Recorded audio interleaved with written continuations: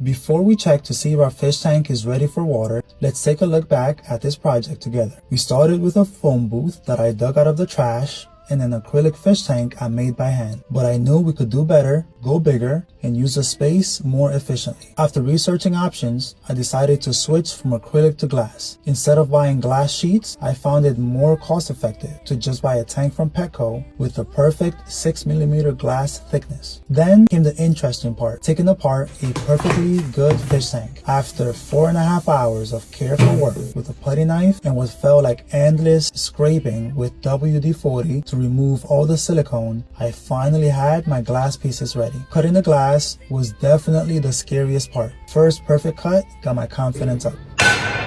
But those smaller pieces taught me a valuable lesson about buying the right tools, like those glass running pliers that I wish I would have gotten from the start. Once everything was cut and sanded smooth, it was time for assembly. I carefully taped the edges for clean silicone lines, put down the base, added each wall piece by piece, but I noticed some bubbles in the silicone because I wasn't using a caulking gun. I decided to add some clamps just to be safe. I moved it to its resting spot, and then I woke up the next morning to find a huge crack on the side. You know what though? That's exactly how DIY goes sometimes. Every project is a learning experience, and this one taught me plenty.